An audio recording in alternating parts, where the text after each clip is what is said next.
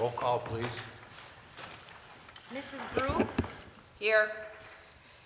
Mr. Babalani? Here. Dr. Hayes? Here. Mr. Menigini? Here. Mr. Pop? Here. Approval of the minutes for the regular meeting of July 18, 2016. Does anybody have any corrections or additions? If not, we need a motion to approve them. I make a motion we approve the regular meeting notes from July 18, 2016. Support. Mr. Babalani? Yes. Dr. Hayes? Yes. Mr. Menigini? Yes. Mr. Pop? Yes. Mrs. Brew? Yes. Approval of manifest 2016-13 in the amount of $675,723.21. Mr. Menigini? Right off the bat here, page 1, Dickinson Area Chamber 2016-2017 membership dues, $4,500. I know the DDA is paying $1,375 of that. WPPI is paying $1,000. That leaves our balance at $2,125. And it still sticks in my craw that Iron Mountain isn't paying their share of that. So I'm really not going to vote for it. Outside of that, I have a couple comments. Let's see. Just general information, I see our power bill, purchase power from WPPI Energy was $100,000. That's the highest it's been in ages, and that tells me we're not getting the water. And just for general information, we put in $54,094 into the MERS pension fund. That's all I have. Mr. Babalani, any questions? Yes, I got a couple, Doc. I agree with Lee on that outfit out of Iron Mountain through the chamber. I don't agree with that, paying that either. I got another one here on the front, GoTech Ray Firewall Renewal, $1,600. And then there's one underneath that from GoTech, a spam filter. Wasn't that in our contract for $1,100? Well, those are under programming. So those are separate. It's like what we pay. I mean, we could get it ourselves, but we just go through them. They don't mark it up. So it'd be Okay. just like our annual cost for support for all of our other programs. Okay. Down on the bottom of the first page, Air Chevrolet Towing, I take it that's a property maintenance, $60? The bottom of the first page? That was run through the police department, so I'm not sure about that 100%. I do know that was a pretty good price though, based on looking around at the towing costs. Okay.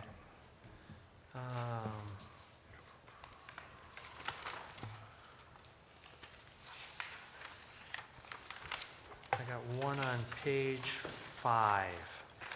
Midway down, L&H utility contract for Ethan, $2,000 for a cable line replacement. That's under customer reimbursable. Okay.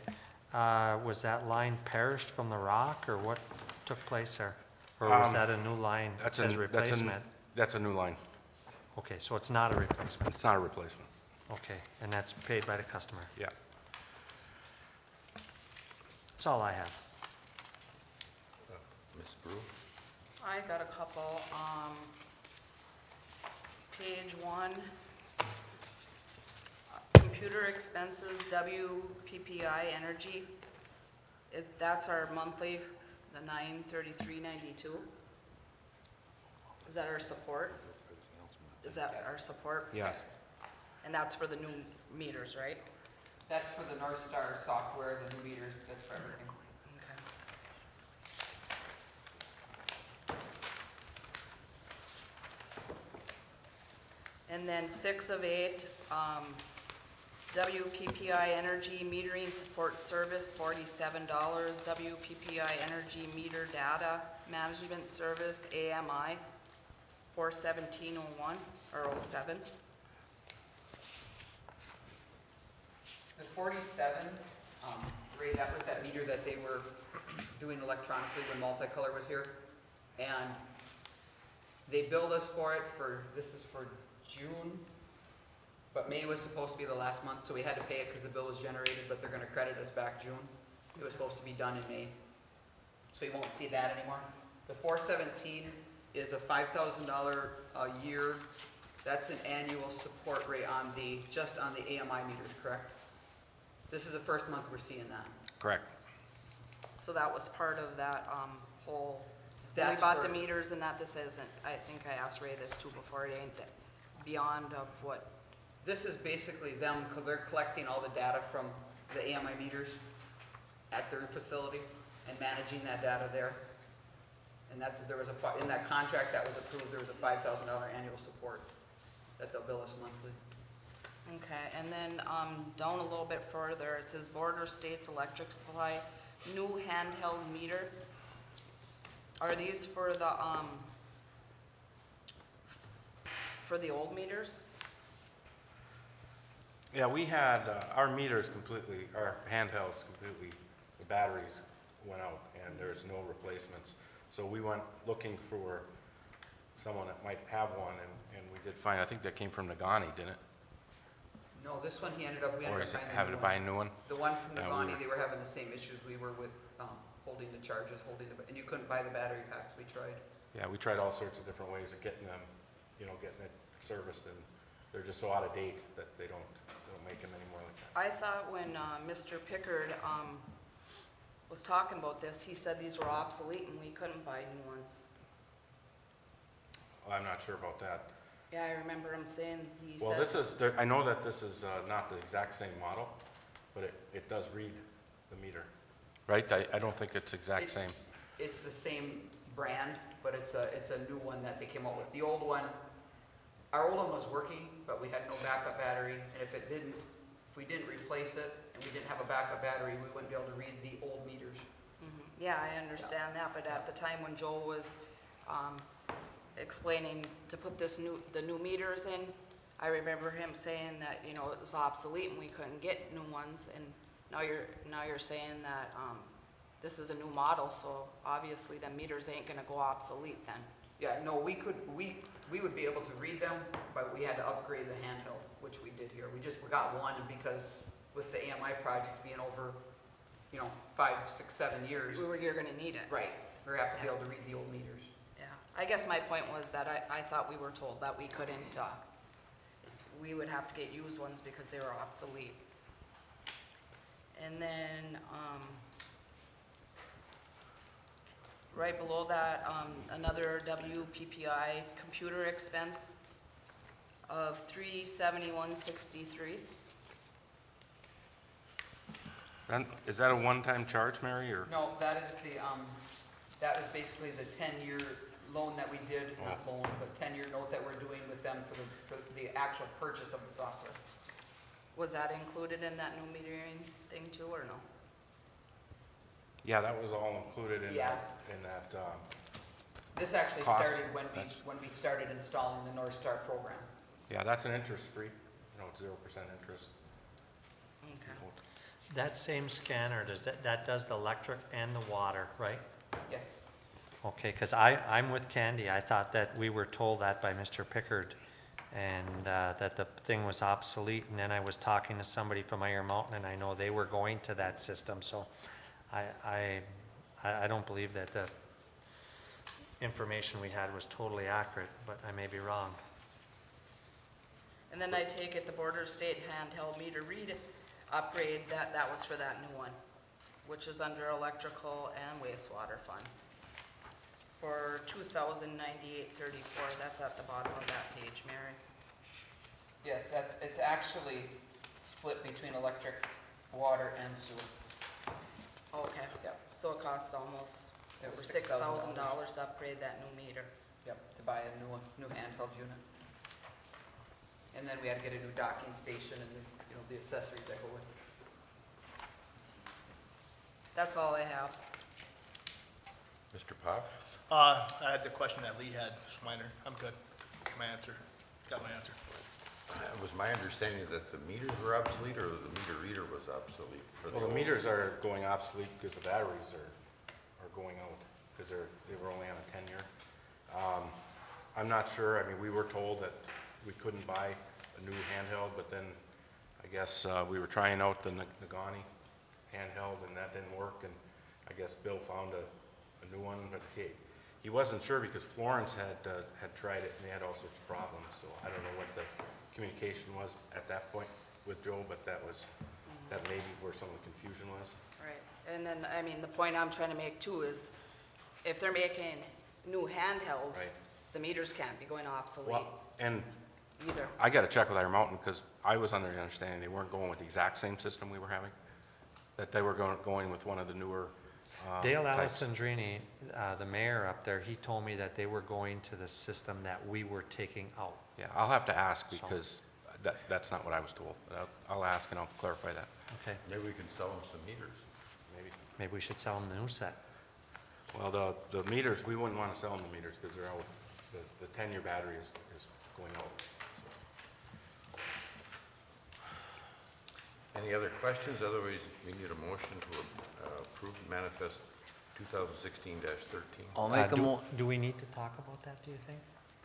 What do you want to do? well, I'll make the motion we pay, but I am, with exception to the $2,125. Just to clarify that, it's 1,375 that we end up paying, because we pay, after $1,000, it's 3,500. Oh, yeah, And then we you're pay right, half yeah, of yeah, I got my 3,500. figures wrong, So it's yeah. 1,375.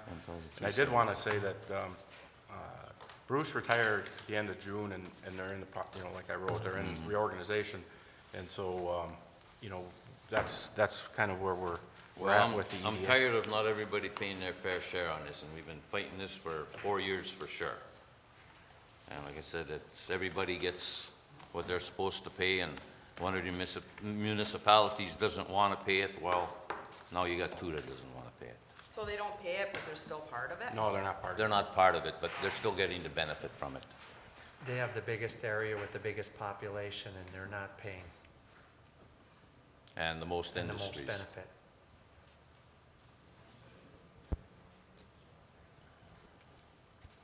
I mean, it's nice that the DD8 is kicking in and WPPI is kicking in, but it's still the $1,375 taxpayer dollars that I don't think we're getting our money's worth.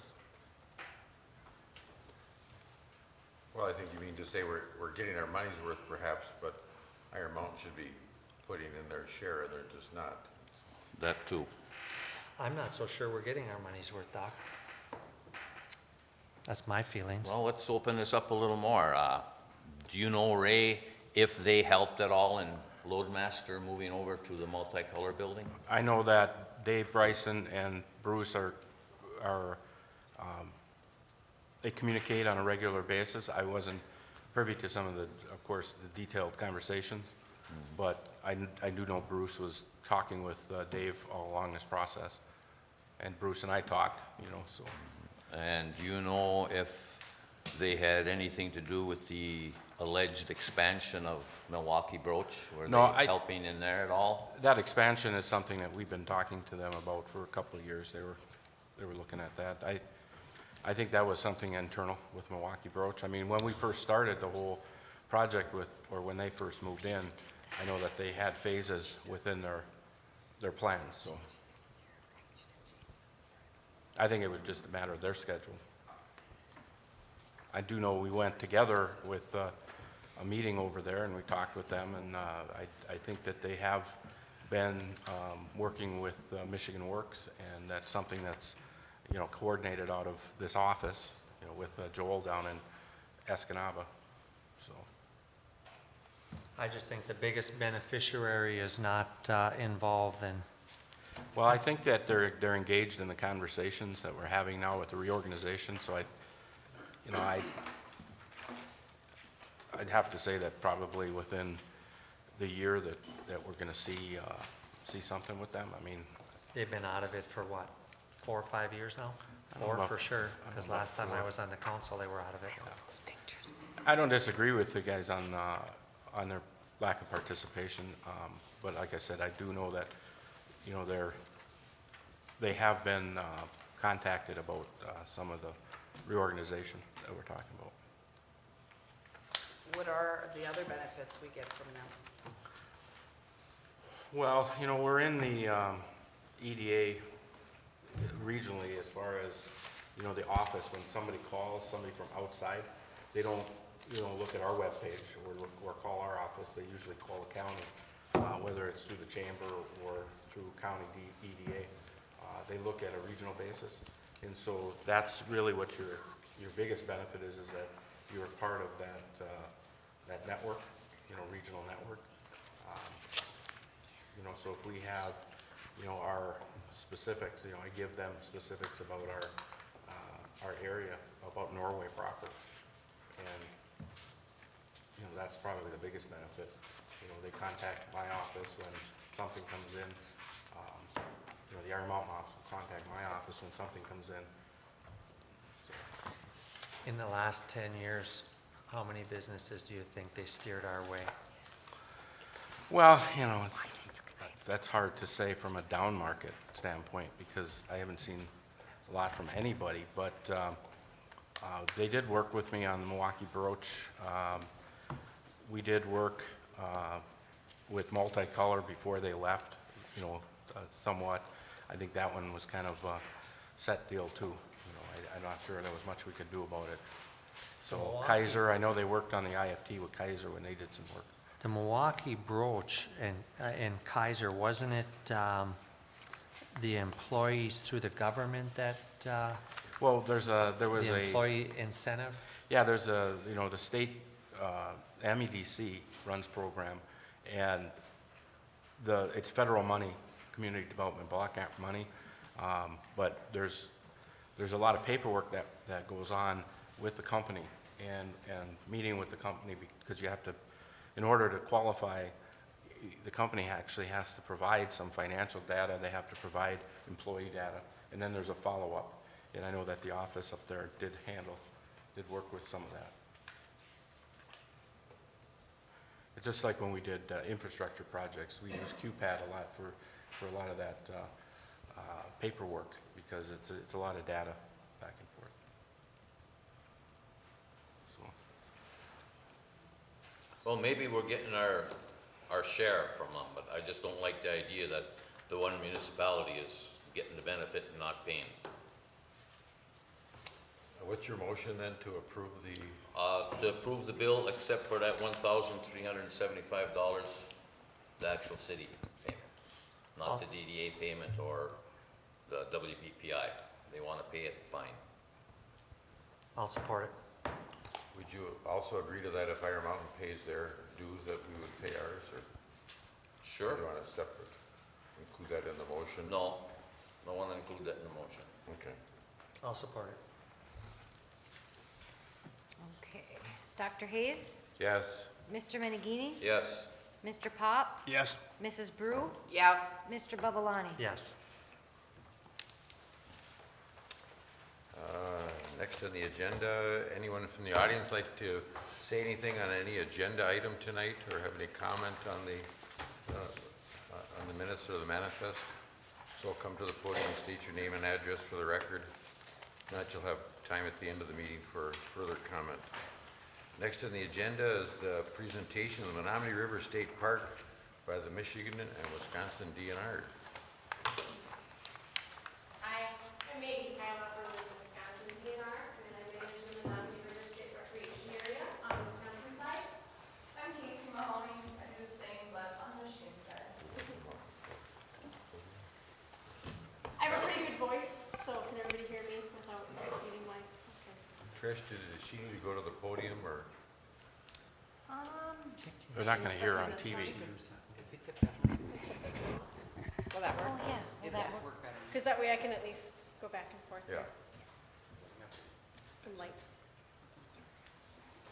We've been working on the Menominee River State Recreation Area, the master plan, on what we're gonna do with the property and what the public wants the property to become since 2012. And is that enough? And we're just starting to wrap up, so this is the draft plan. It was released last week, and we're taking public comment on this plan until September 5th. And what I just wanted to let everyone in Norway know that, you know, this plan is out there and that we can continue to get more comments on the plan, more support. I don't think it's gonna stay. Do you need it for the public record? Oh, that will go. All right.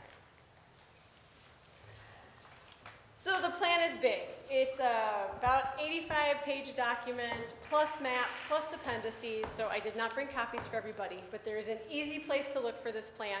This is our website. It's run off the Wisconsin DNR page, even though it covers both Michigan and Wisconsin.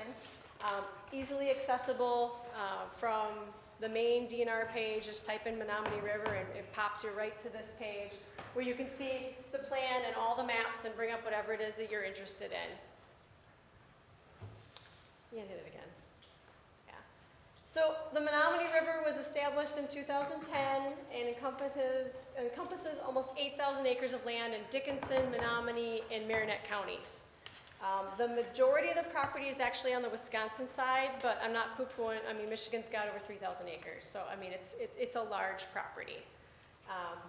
This is a collaborative effort. It's one plan for the property between Michigan and Wisconsin, and we include 17 miles of undeveloped river, pretty much the edge of the city of Niagara, all the way down to County Highway Z on the Wisconsin side.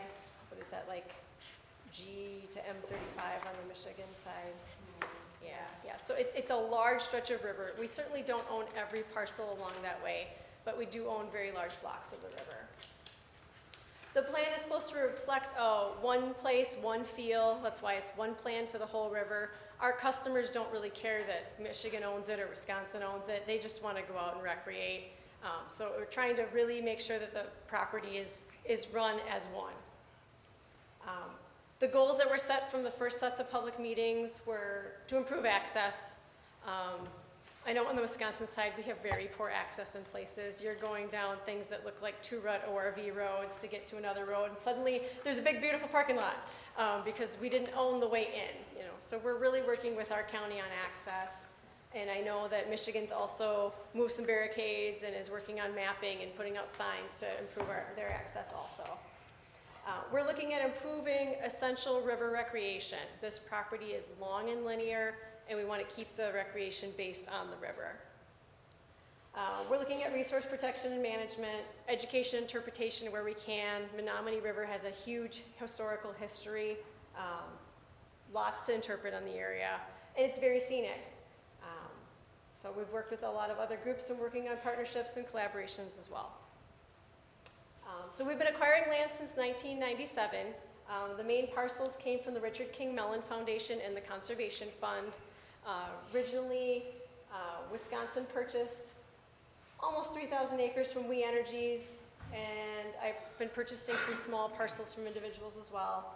And then in 2011, Michigan came on board and purchased their side from We Energies. And in 2015, Michigan had some land transfers between the Escanaba State Forest and the Menominee River State Rec area to get to where we are right now, which is this. So we've got three areas. We've got the Piers Gorge unit, we've got a Quiver Falls unit, and a Pemmican Falls unit.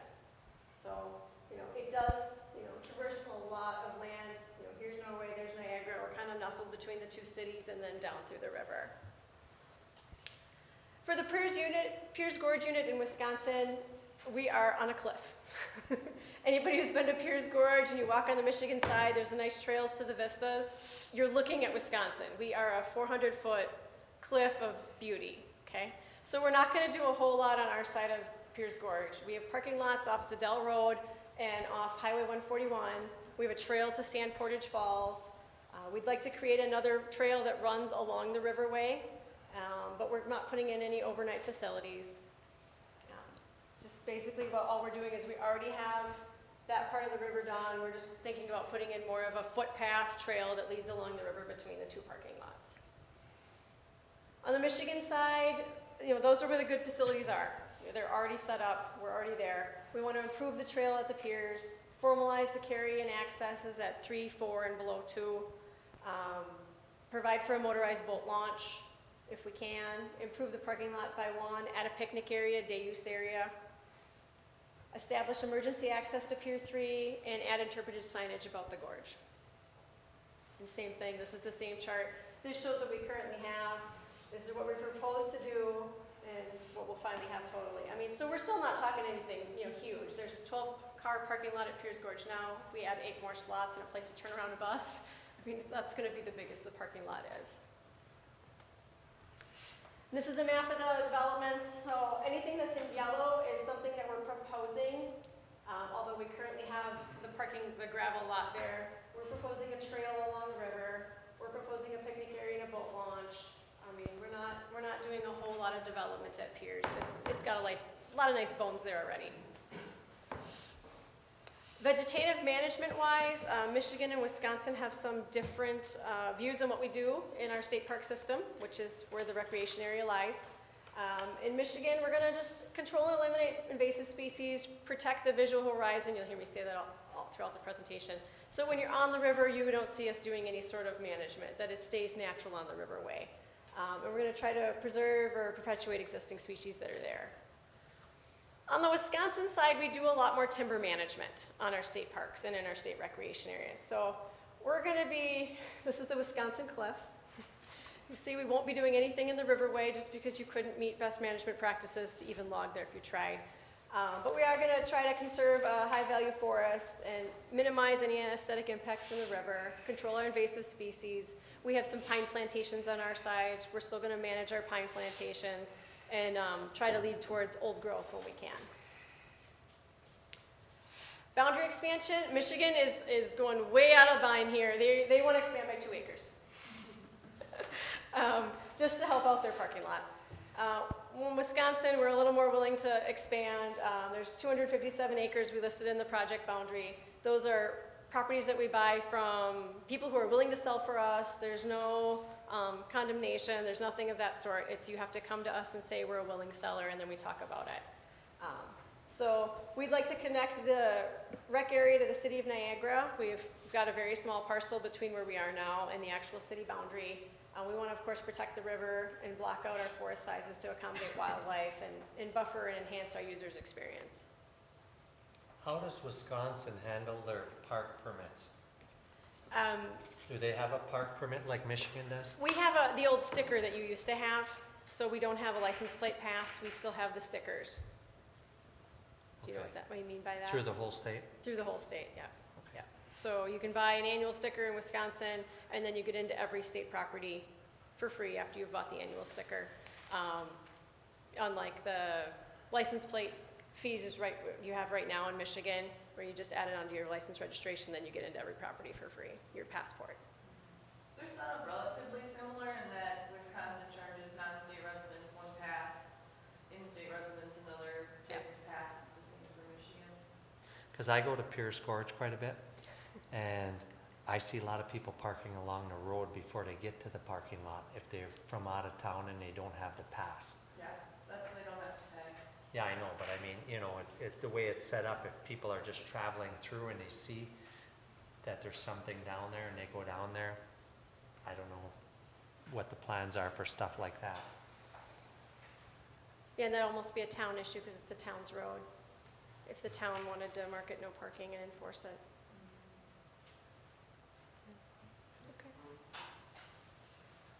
Okay. That's all I had on Piers, but I'm going to move on to Quiver. The Quiver's Falls unit is big, really big. So we've actually broken it down into 3 units because you just can't see it all even on a map. And the North unit, Michigan owns no land. The North unit is only in Wisconsin right now.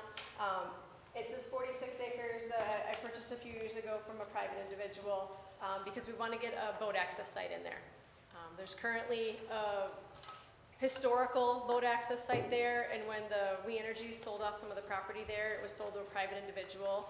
He's had nothing but issues but trespass ever since, because it's still like on old maps as a boat access area, and people remember going there, even my husband, oh, my sister and I used to lunch there when we were kids, So we're trying to eliminate that user conflict by putting in our own boat access site on the north.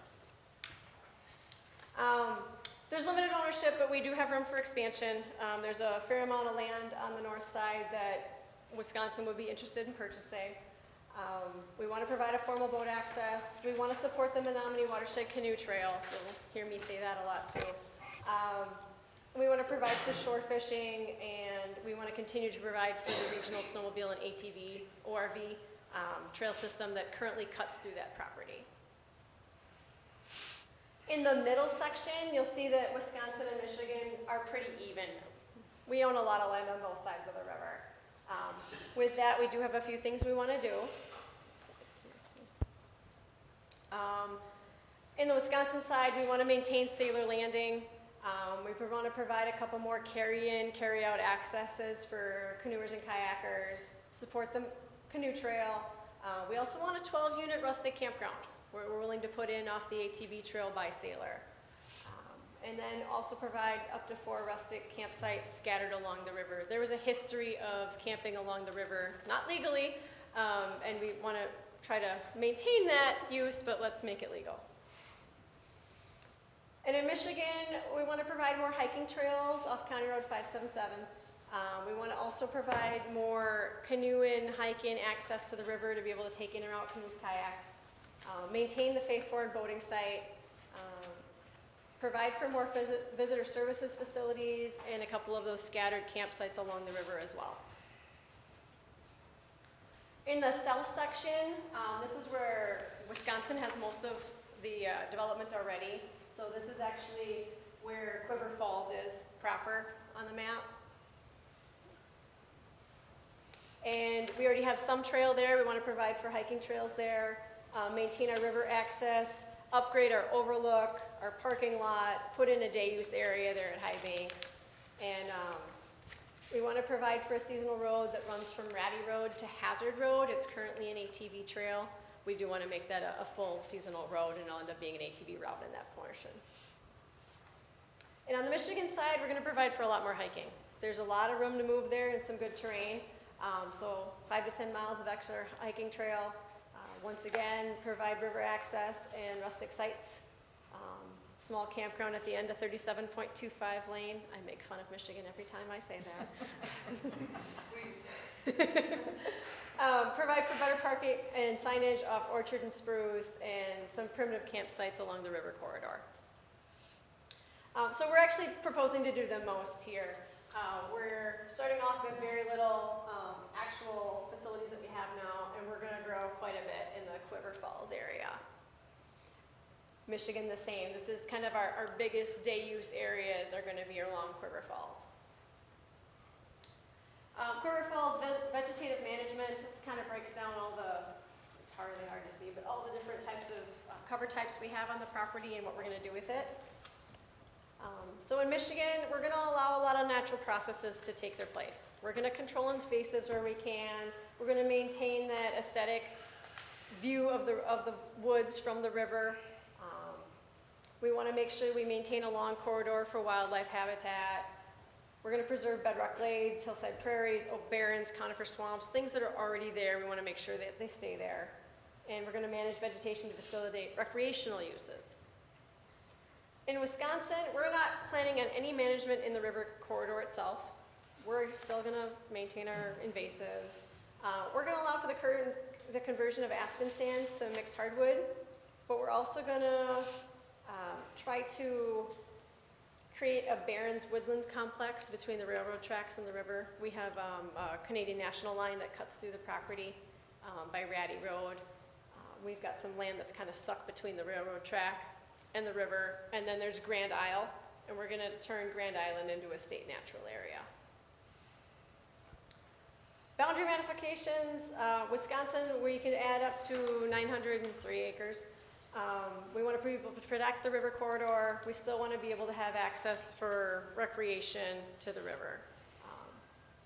We like large blocks of ownership. There's less user conflict then. You don't have to worry about people trespassing or anyone getting onto private land.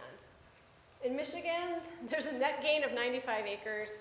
I've asked Casey to explain this to me, and I just don't quite understand how it works yet. But Michigan's got to do a land trade on some of that property, and then they're also going to gain some property, and they gain another 3/4 of a mile of river frontage. There too, that'll help with trespass issues and protect the corridor. Pemmican Falls is the most southern unit of the property. Still a very long unit. Pemmican Falls proper, the actual waterfalls are right here. So there's quite a bit of land above the actual waterfalls. In Michigan, it's 525 acres in size. It's the smallest section of the Menominees in Michigan is on this Pemmican Falls unit. Much of this property came from the Escanaba State Forest and was transferred over to be part of the rec area. So we're thinking about another 3 miles of hiking trail from Sturgeon Bend Campground. Want to be able to include the Gerald Welling boat access site into the Menominee River State Rec area. Provide a portage around Pemmican Falls. There currently is not one. Support the canoe trail, improve parking and vistas at the falls, control some poison ivy. Provide for hunter access parking lots and a couple of scattered campsites. Here too. It's not a huge change by any means on the Pemmican Falls area. You know, we have some of this already, we're just gonna add a little bit more. In Wisconsin, we're much bigger. It's almost 2,000 acres on our side. We have large blocks of land. We're thinking about adding another 5 miles of hiking trail to our system. Provide for one small boat motorized landing. It's already there, it just needs help. A little more maintenance. We already have 2 camping areas on that side of the river, one north of the Pemmican, Bonwan, and one at the falls. And we're just gonna add adjacent sites to what we already have to help support the canoe trail and maintain 4 of our current parking lots. We will be taking out all the other parking lots that are there now. There too. So really we're not growing much here either. We're kind of maintaining what we have and just improving it, making it better. Vegetative management wise, here again, Michigan's got this really thin slip of land. Not a lot of vegetative management is going to go on there just because it is so narrow and it's within view of the river. Versus Wisconsin, you'll see we have really large blocks of land coming off. We're going to be doing some timber cutting in there. In Michigan, mostly just allowing things to go the way they are. We want to still maintain that river corridor, make sure we have a nice place for wildlife, eagle, osprey to live, control our invasive species, perpetuate existing rock glade and conifer swamps. And it does say in the plan, manage for wildlife, including some aspen management. So Michigan may be doing some of that in partnership with the Escanaba State Forest, as that land was already had a plan on it previously. And they did just cut there this year too. On the Wisconsin side, if you've been down to Pemmican Falls, we just cut a lot. It looks like we cut a lot because we did. There was an overdue pine plantation there that really needed to be thinned, and we've done a lot of work down there. So we're maintaining our pine. We are trying to move to an old growth appearance of pine. There's a stand of old growth already there, and we're adding to it, using that as a prescription in our silviculture. We want to maintain the corridor for wildlife, eliminate invasive species. We have north of there, we have a lot of even-aged aspen. So there's an idea there, we'll go to a multi-aged aspen stands, try to get some young aspen in there. It's good for wildlife, good for hunting. And we'll of course protect our aesthetics from the river. Our boundary expansion, the Pemmican Falls unit in Michigan is 14 acres. Michigan's looking to acquire the Sturgeon Bend Campground to consolidate their ownership. And in Wisconsin, we have about 273 acres that we'd also like to block in on our ownership just to eliminate trespass issues. I didn't have the numbers from Casey when I did this, but in Wisconsin, we pay a PILT, payment in lieu of property taxes. And we paid to our local municipalities over $96,000 just last year. And that's something that happens every year. So we pay based on what assessment is, whether it was what we just bought, it's then paid at that assessment, it's stayed the same as everybody else. In Michigan, the PILT is paid a little differently. I think it's $100 per section, no matter what land ownership is in that section. Something like that. Economic impacts. So we anticipate 25,000 visitors per year. That doesn't necessarily include the gorge. The gorge numbers vary depending on rafting companies, but because everybody who comes down in a raft is going through our property. So those numbers are a little off. I can tell you that with our research, local residents who use a state property, like a state park or a state recreation area in northeast Wisconsin, contribute about $19 a day to the local economy. where our non-local users contribute almost $60 a day. So have a state recreation area in the area, 25,000 visitors a year, you're looking at an economic impact to all the local municipalities of 1.3 million a year, just because we're here. And that's, I manage several other properties, and that's just what it is. If we build it, they will come. What I wanted to also let you know is we have 2 public meetings that are going to happen next week. Norway, Michigan is going to have a meeting at the public school, and it'll be at 6 o'clock on the 23rd. And then we'll have another one in Wisconsin, in the town of Pembine, on the 24th. And then comment deadline is September 5th, and they're taking comments online, or they will take comments at the meeting, or you can write a letter. Any questions? I have a couple of questions. Yeah. First, I'd like to make the comment, I think you made the statement that most of the day use will be downstream, but I'd suspect that the Pierce Gorge is going to be where most of your day use is, just people coming off the highway just to look at it. It's the most scenic part. And my first question then is, will a sticker or a license plate from one state get you into the other state's access sites, or will people with a Wisconsin sticker have to go to the... At this time, we are still planning on reciprocity between the 2 states. So if you have the little P on your license plate, that should cover you in Wisconsin. And if you have the Wisconsin State Park sticker already on your windshield, it should cover you in Michigan. That being said, Wisconsin's not charging any fees at this time. So we're waiting for this planning document to go through our board and your commission. And after that, then they're going to do an MOU on park admission, we'll put it that way, admission fees. Is that for all parks in Wisconsin? No. Nope, it'll just be for the Menominee River State Recreation Area. And you folks have something like that with Minnesota too? We do, because we have an interstate state park with Minnesota as well, and we have reciprocity with them also. This would be the first one in Michigan to have some sort of reciprocity with another state. My next question is, there's no campground in the Piers area. I would think that with the rafting and everything else going on in that area, that would be an excellent place for a campground. I'd like to put that in as a public comment, then, that I'd like to see a campground there. But at this time, you don't plan on anything in that area. Correct, the state is, yeah. Part of the reason is just that our ownership there is so narrow that to try and develop some sort of camping there would be pretty tricky. Because it's so busy with day use and the whitewater rafting and stuff, any sort of rustic backcountry experience would basically be taken away by the amount of visitors that site would get. So that's one reason why. Well, there's 2 types of campers. There's those who want to just camp and they don't care if there's neighbors, and other people want to be off in the woods, so. Yeah, we just wouldn't be able to get them far enough off the trail really to develop any sort of Okay. campground there, but it's certainly something that we'll take into account.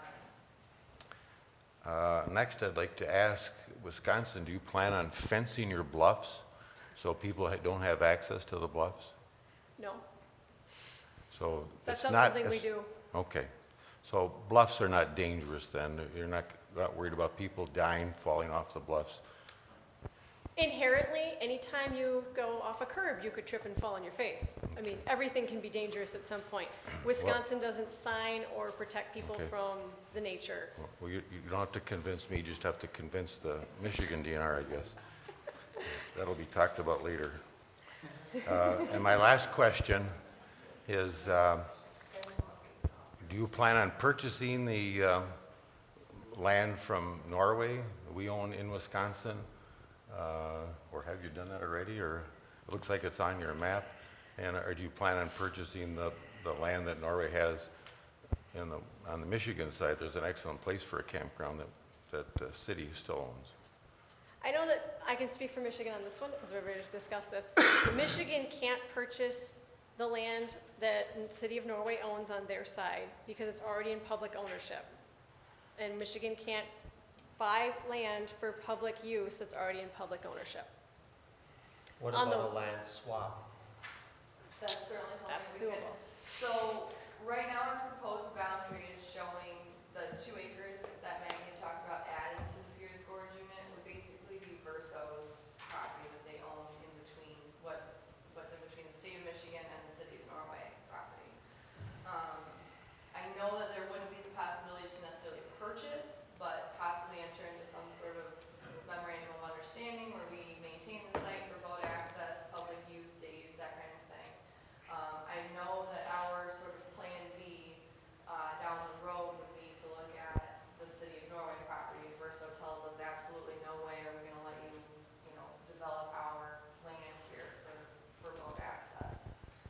still kind of waiting on direction from Verso. Unfortunately, they haven't told us no, so we just keep asking. So hopefully we'll get some sort of answer from those folks soon. But we did, Maggie and I both presented or were here for a Parks and Rec meeting maybe a little over a year ago. And we talked about both of the potential property swaps in that Pierce Gorge area, both on Michigan and Wisconsin side. And Wisconsin does have interest in the city of Norway land on the Wisconsin side. However, we cannot, due to our rules, we can't purchase it until after this plan has been approved by the board and by the commission. So we are holding.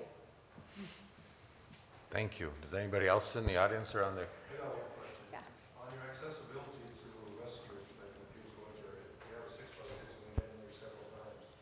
The boardwalks are not wide enough for our equipment. We have difficulties getting in there, and we've been back as far as we can go back in there.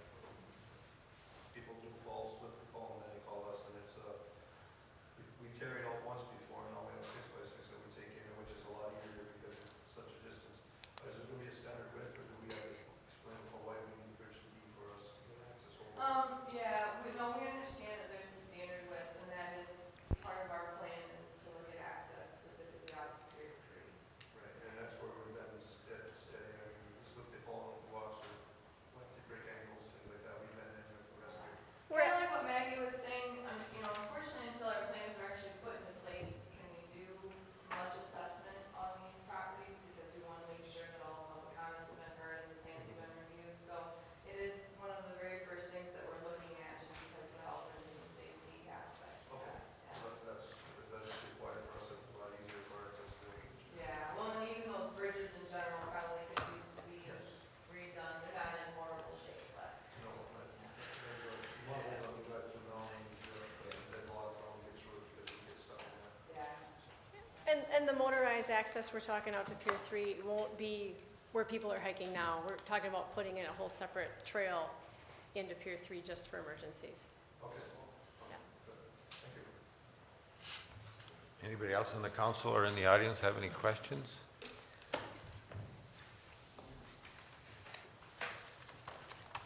Well, thank you very much. We Thank appreciate you. it. We're looking forward to the project being completed. We are also. Yeah. Thank you for your time.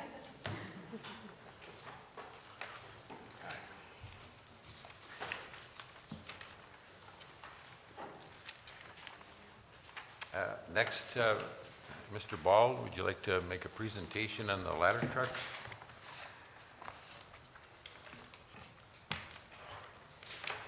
Thank you, Mr. Mayor. Before you get back into pictures of an aerial ladder truck that's being, we have an opportunity to get through the state of Michigan. And it's a program, it's a federal equipment placement program. And it's through the Department of Defense. The current fire truck you're looking at in this picture was stationed in New Jersey at a naval warfare site. It's been there since '03. I was contacted by the DNR, we're in the program because we're mutual aiding with the DNR on this opportunity to purchase these vehicles. This vehicle, no cost to the city to get, and it's shipped here free. We don't pay anything for the truck. Whatever we put onto the truck and into the truck, we keep, other than the motor, tires, things like that. The chassis is always going to be part of the state. So when we're done with it and we want to get rid of it, it goes back to the state and then they'll scrap it out. We don't scrap those trucks out. This truck that you're looking at here is a 2003 Pierce. I had the opportunity to call our Pierce Manufacturing, who is our local rep, and he went through the pictures and his recommendation is that we get this truck. There's nothing on it. Roughly just under 30,000 miles. It's under 30,000 miles on it, he said, currently. And it's an 03. The truck is, by the diamond plating and looking at what he says, it's been inside. It hasn't been housed outside. So when we're looking at the truck, the 1985 pumper we have in the fire hall, we can take that and we'll start piecing that truck out because the chassis is going water pump so we can't get the pump fixed. It leaks water. The pump can't be fixed on that truck due to the style of pump that's on there. This truck would be retrofit the truck. This one would be used for that operation. So we have an 85 we need to think about getting rid of. So we can take parts off of that, put it on this truck. Roughly looking at costs over a period of time could be between $5,000 to $10,000 based on, I don't know exactly what we need on the truck, fittings, hoses, that's going to be a little costlier thing. But we take off our old truck and put onto this truck. That's what you're looking at right now. Would you say the year of the truck that we're gonna replace is a 85? 1985, And this is 2003. Anybody else have any questions? Otherwise, we need a motion. Would you be stripping the truck totally down, or would that truck have some value once you have taken the parts off and moved them to this truck? Once we take the parts off that truck, the pump and everything that you have on there and the age of that truck would not be, it won't make the pump specs anymore. The pump's wore out. So it's hard enough to get drafting on that, and our department would not be utilizing it. As far as what we could use for. But I mean, what would you want to do with the truck? Would the truck be going into the used equipment section that the city puts out on bid and to get rid of, or what would you be doing with the truck that you're getting rid of? The old truck, yes, that's what we could probably, if you take what you can take off of the fittings around and the hoses, all that would be put onto this other truck. The ladders, we'll have to look at that because the side ladders, there's no side ladders on one of the views. You see there's just where the ladders go, you still have to put a 24-footer and a 15-footer, and the attic ladder, that's NFPA ruling, and that's a state ruling, we've got to have those.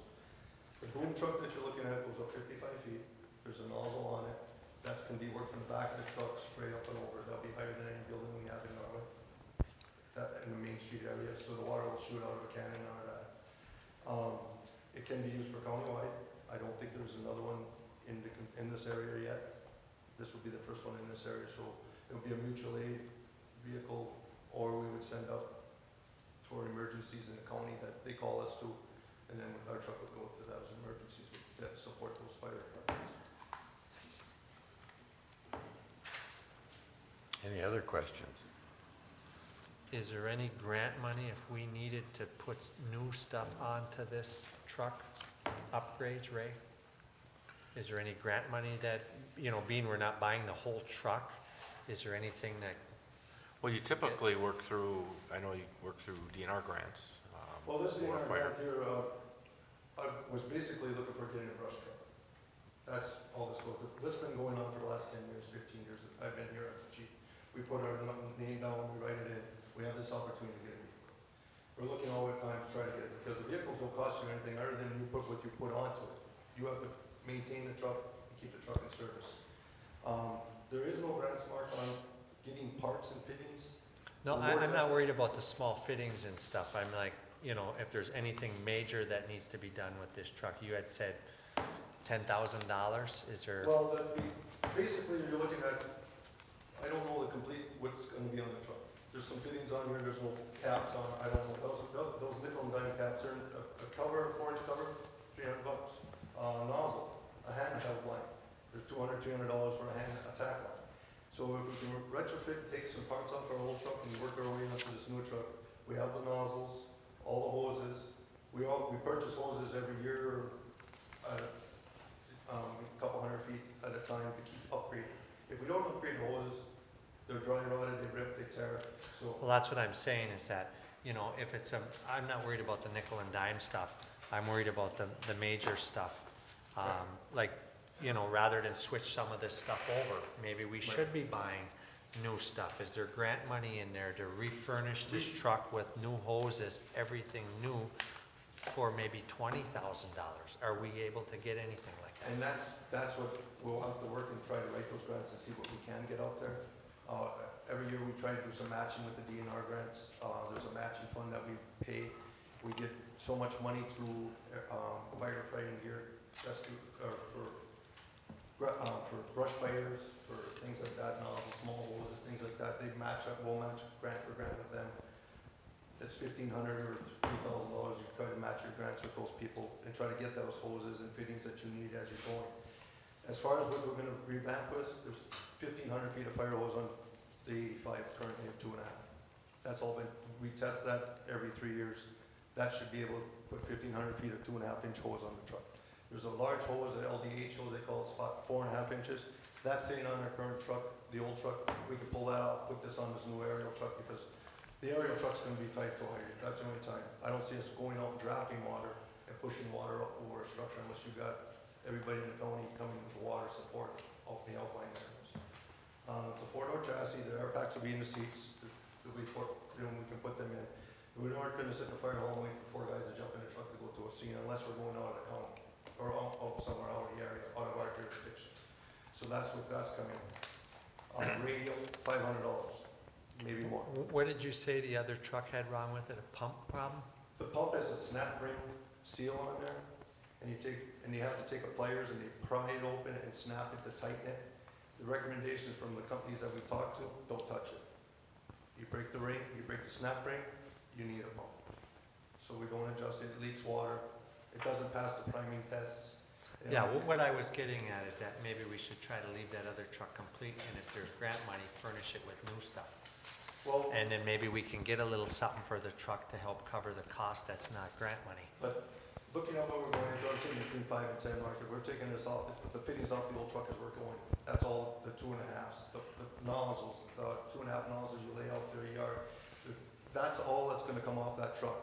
Once that truck is done, the compartments are, all the air packs will come off, everything will go back onto the newer truck. And we'll have two pumper trucks, this is basically a ladder pumper truck. We'll have 2 pumper trucks and our tanker truck, so we'll be fully equipped as we are. Because right now you need 2 pumper trucks fully in the fire department because of we have to leave 1 in service in our community and 1 goes to the outline. So you always have to have 2 pumpers. Because our jurisdiction won't be covered, we have 2 pumper trucks. So this is an opportunity to get a truck without any cost. The cost of the truck that went to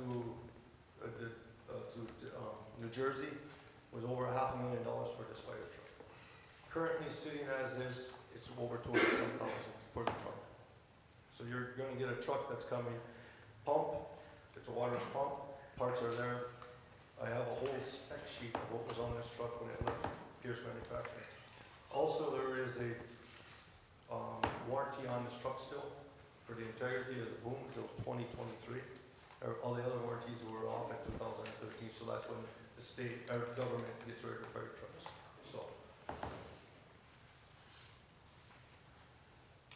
So all I need is to have your approval because Sounds great. the truck will be here a month and a half from now if the approval goes through. And that's no cost to ship it here. It's in Rose Lake, Michigan right now. So, and they'll ship it to us. We have a motion to approve the acceptance of this truck.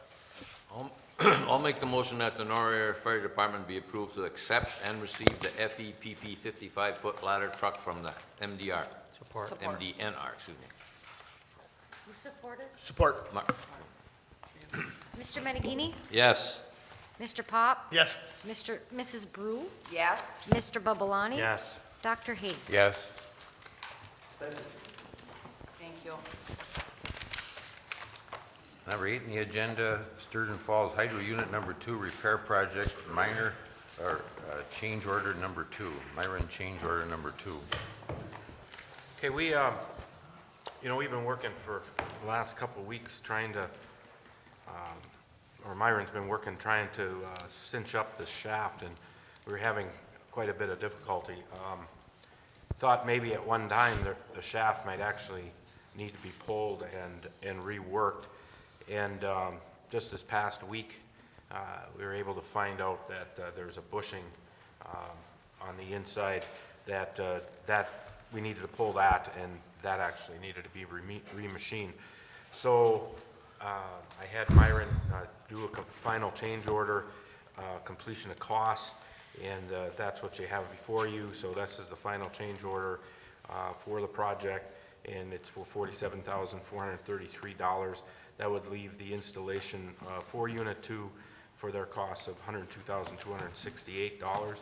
That is a reimbursable through the insurance. Any questions, or we need a motion to approve change order number 2 with Myron? I make a motion, we approve change order number 2 for Myron Construction. Support. Mr. Pop? Yes. Mrs. Brew? Yes? Mr. Babalani? Yes. Dr. Hayes? Yes. Mr. Menegini? Yes. Mr. Sturgeon Falls Hydro Unit Number 3 Repair Project. Mr. Anderson. Yeah, this is something we brought to your attention a number of weeks ago. Tim had asked if he had some leaking on the gates that he wanted. He made a request that we allow Myron to go in and inspect the gates and make any repairs if necessary. We did find that the gates do need to be reworked, and the way they do that is they go from one end and they work them all the way around in a circumference, to get them tightened up. The problem with those leaky gates is when you go to shut them, you can't really shut down the unit. It'll continue to spin. So it puts a lot of extra work on the braking, the brakes, for your shaft. They're gonna jump on this when they're done with unit number 2, and then just before they go over and check unit number 1. Their estimate for this project is $14,210.44. And again, our interest is that they're there. We should do these types of maintenance projects or consider them at the times that this is available. And you're recommending that we proceed with this? I am, because the unit is dewatered, and so we want to go in and finish this before we have to put water back in. We have to water up and run unit 3. Once we have unit 2 operating, we're going to get unit 3 operating, then we're going to take unit 1 down, and we're going to dewater unit 4 as well, because we have that concrete work that we planned for unit 4. So, that's part of the regular maintenance. So we do need 2 and 3 running, and so if we don't do this work, we'll have to put unit 3 back on anyway. So it's down right now, and it's a good time to get in and get this taken care of. Is there a motion to approve?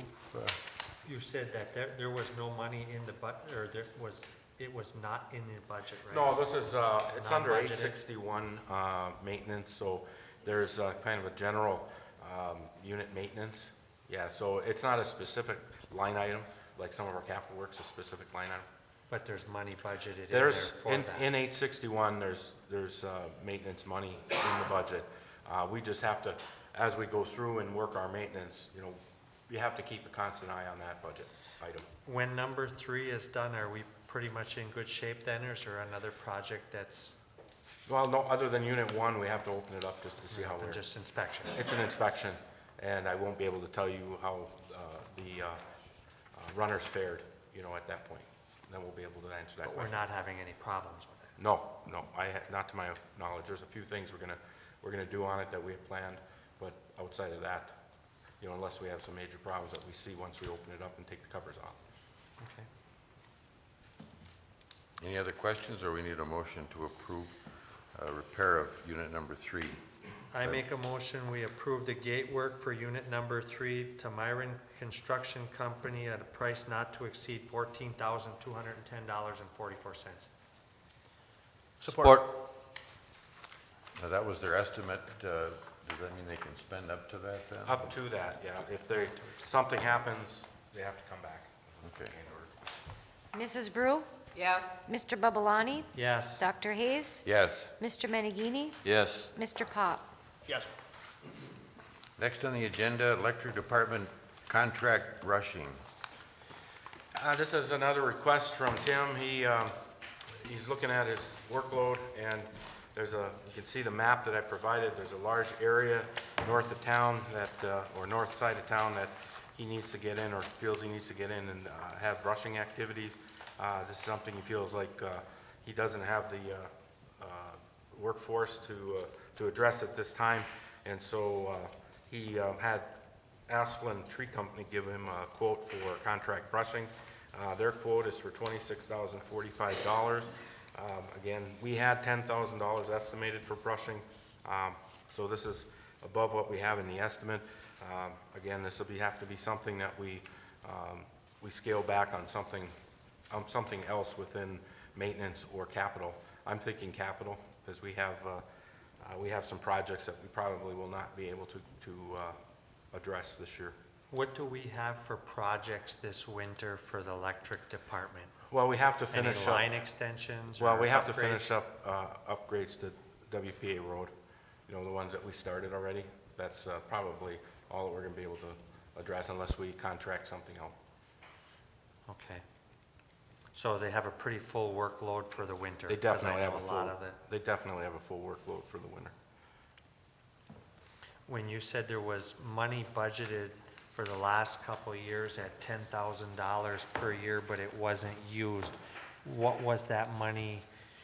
Was that money spent on something else, or, I know it's in a different fiscal year, but, No, if it's not spent, it goes, you know, it's in the fund balance. So, some of that money still is in the fund balance? yeah, it's in the fund balance. I mean, it could go to the road improvements. It just comes out of fund balance, whatever you have. As an enterprise fund, that money goes to that specific fund balance.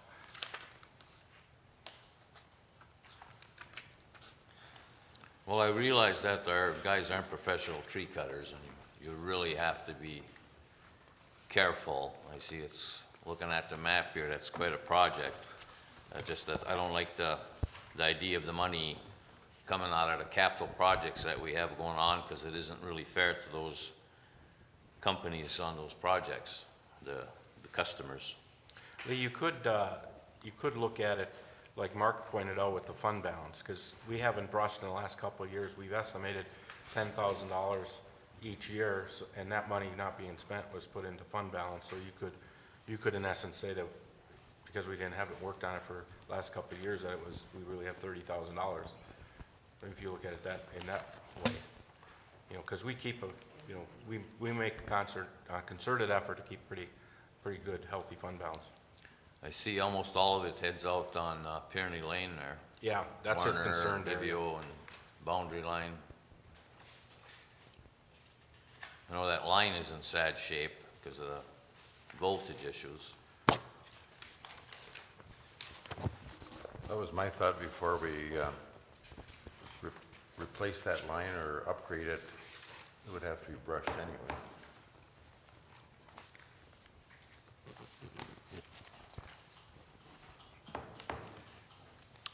Is there anyone like to make a motion or any other comments or questions?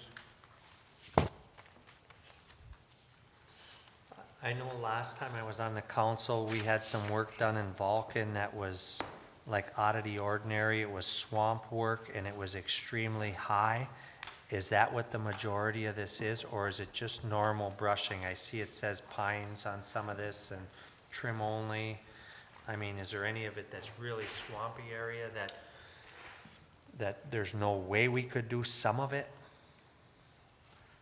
Well, I know that there's some of it that goes through some pretty wet area, you know, along Pyrenees Lane. I mean, that's the same area we're gonna get into when we do the road project.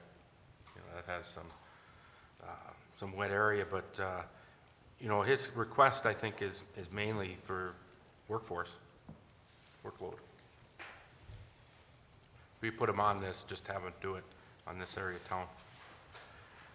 I think he's got some concerns about outages, potential outages, if we don't get to it.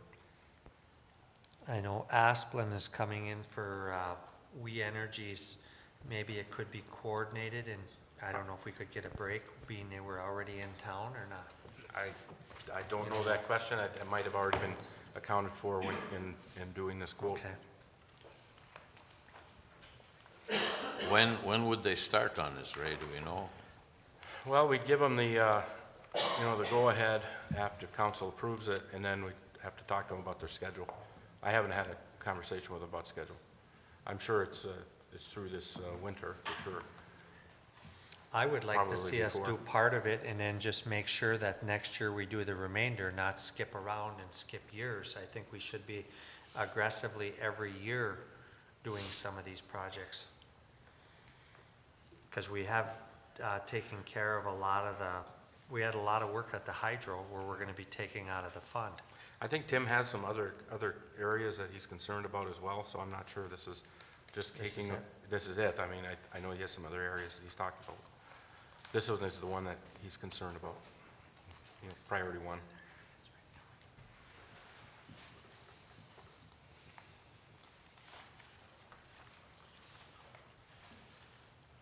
Anybody like to make a motion? I'd like to see us take charge and do some of this ourselves.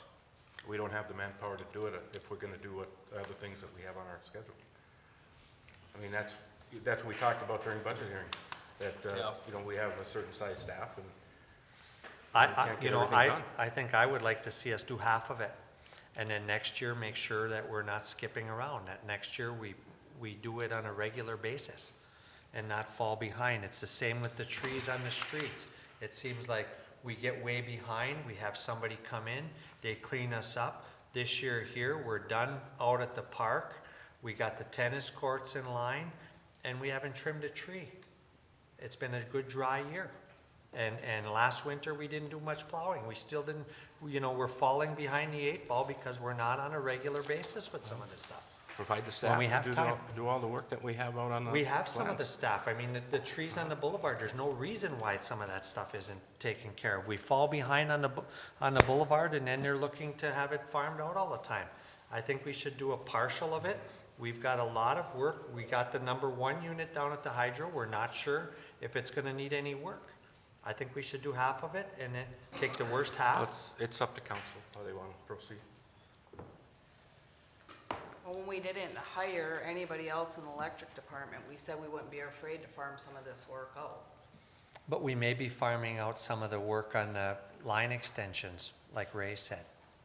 And if we stay on a regular schedule where every year we're doing some of this stuff, we won't fall behind. I know we need to farm some of it out. I can see that. You know, unless they're not gonna, unless we're gonna have number 1 opened up and squared away, before they finish this project, we can come in for a change order and have them clean up the rest of it if number 1 is fine. If the street department hadn't been wasting their time up by the pits, they could have done that. That's my only comment. Well, somebody needs to make a motion. I make a motion to, contract the brushing out not to exceed the, what was the amount, 26,000? Yes. Support. Mr. Babalani? Yes. Dr. Hayes? Yes. Mr. Menegini? Yes. Mr. Pop? Yes. Mrs. Brew? Yes.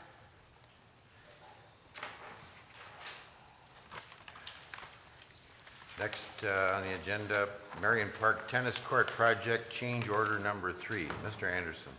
Yeah, we talked about this a few weeks back, where we had a request from a group that plays pickleball in the local churches. They asked if we could put lines on the court. So I did meet with them, and I did ask them to help raise some funds to cover some of the costs, or the cost for the lines. To date, they've raised $1,244. I think they did a pretty good job coming through initially on it. But the pricing is a little bit higher than we thought. For the lines, it's $1,595. But it does add like we said, it does add the multi-use to those courts, and will add more activity. We also have a second part of this where this is just something that came up where Mr. Soquist from Coleman Engineering, he found out that like the Kingsford courts, the ones at the school, they put in, they saw cut some cracks, expansion joints underneath the nets, and then between each court. Helps, it's similar to what you do with your sidewalks. You know, you control where the cracking is going, and when you put the surface on, initially you don't even see them, and then over time, of course, it's going to expand. At that point, depending on how wide they get, you could do crack sealing, or you could, you figure out how you address it at that point. But the tennis courts will crack. That asphalt does shrink, and so this is something that we're starting to see over time. Again, courts are starting to do this. So that price was also $1,595. So the total change order would be $3,190. That would bring the contractor cost for the courts at $112,133.60. Any questions? Would the painting interfere with any tournaments or anything like that, anything official with playing tennis? No, when I looked it up, that was my first concern, is that it would be too busy or that it wouldn't be sanctioned. And they actually have a way of doing it so that it's becoming more common. What they do is the tennis lines are white, and then the pickleball lines would be like a dark blue. And so, you know, whatever you're playing, your eye adjusts to that color. It's similar to what they do at the basketball courts with volleyball and different, you know, different uses on the basketball courts. So it is sanctioned through the USTA on how we do this. Has the bracket fund been involved in any way? I have on asked the tennis bracket fund? fund, I sent 3 letters to the bracket fund. I haven't heard back yet. Okay. So I'm hoping that, you know, I did talk to Mr. Tomaszewski, and he indicated that they were going to respond soon, so. Well, let's see here, about, I think it was a month ago, maybe more, at one of the change orders, we chopped $34,000 off the project, so technically, the money is there for it. Yeah. Was there a motion to approve change order number 3? I make a motion, we approve change order number 3 for the tennis courts not to exceed $3,190. Is there support for that? Support?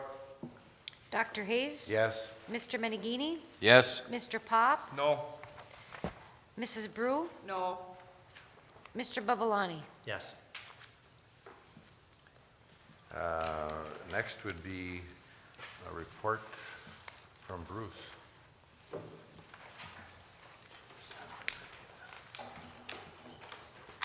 Well, I had the opportunity to read Ray's inclusion in your packets before the meeting. I didn't see that, before. So I don't want to, say a lot of the same things, but I would like to point out a couple things that were in there. I assume all you did read that. I got a handout that summarizes some of that. Things I point out that Ray covered in there is that with these projects, you end up having the opportunity to have the lower of 2 interest rates for your loan with rural development. One that is in effect when they commit the funds to you, and one that's in effect when you close the loan. Whichever one is lower is the one you can have. The next thing I'd point out that Ray mentioned was that normally the Gladstone office, at least the rural development, wants the rates that are required for the project to be in place before they will authorize you to bid. And, I know there was some concern about this at the time of these rates, because you guys raised them July 1st, and all of a sudden we got on the sewer side, 2 projects coming along, and on the water side, 1. So Ray talked to actually the manager or supervisor of the Gladstone office, who isn't there all the time, and researched the regs and found out that in fact the regulations only require rates to be in effect at loan closing, and was able to get rural development Gladstone office to agree to do that. So that's a change in that you have the opportunity to postpone the rate increase from getting authorization to bid projects to when you close the loan. And typically, depending how the bidding process goes, whether you're in budget or not, and any other issues, that time between going to bid and closing the loan can be 4 months. Hardly ever less than 3, it can be 4, and can be longer. If you end up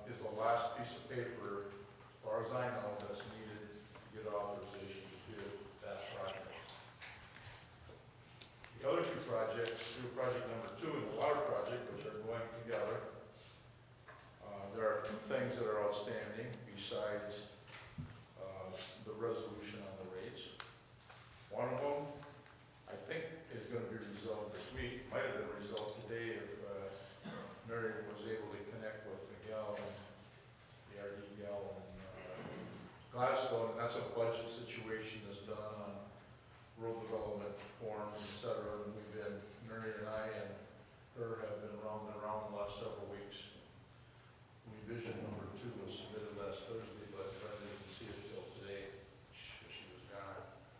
Hoping that gets resolved. The other thing is the right-of-way package on the water side, which was pretty simple, and was only one easement that we had, was submitted a week and a half to 2 weeks ago. And Brenda, the last time I talked to her, which was actually middle of last week, or early last week, she hadn't gotten to it.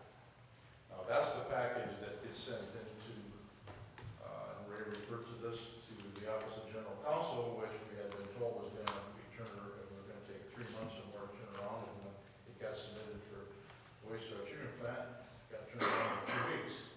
And what happened is, instead of going to Atlanta, they now have an office in Milwaukee, and they've completely turned that whole turnaround schedule around and gotten much better. So I'm suspecting that hopefully by the 1st of September, we could be in a position to have everything done except the resolution on the rates. So what I did, because I didn't know exactly what Ray was going to put in his report, and what kind of detail he was going into, I made this up. And I'm going to give you one, even though some of the information is the same, because it summarizes a little bit what Ray had in there. I'll go through it. Because I think the decision is connected to, you know, the timing, and the timing in which is going to be in the best interest for you and the ratepayers. So up at the top, I kind of summarized in table form what Ray had in there. The 3 projects are listed on the left. The first column of interest rates is what was in effect when the money was obligated to you. The wastewater treatment plant was in March of 2013. The other 2 projects were in 14. And you can see that the intermediate rate went from 2.5 on the wastewater treatment plant to 3.25 in a year. Ray did point out that you weren't able to get the poverty rate on the sewer side, but you did on the water side. The right column has the interest rates that are in effect today.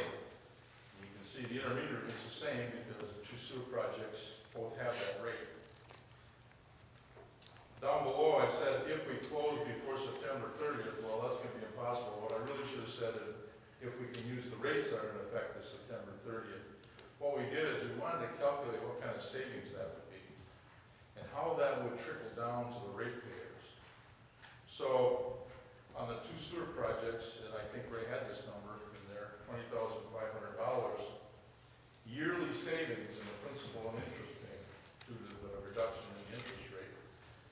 The water project was $15,800. The next little section, which I think really gets this all home, is what that means in terms of a monthly saving to a user who uses 4,000 gallons, which is kind of the average. If you were to close that loan before September 30th, between water and sewer, the user could end up with a monthly rate that's $2.25 less. I thought you said we couldn't close before September 30th. We could, that's why I said what I really should have said, if you could use the rates that are in effect today, those rates may be in effect next quarter also. I'm just pointing out the significant difference because of these interest rates being lower. So I think that the important thing, or the thing to try to accomplish, is to take advantage of the lowest possible interest rates you can. Now, we won't be able to take advantage of the ones that are in effect now. Okay? But the word that we get from RD is that they should be fairly close to the same.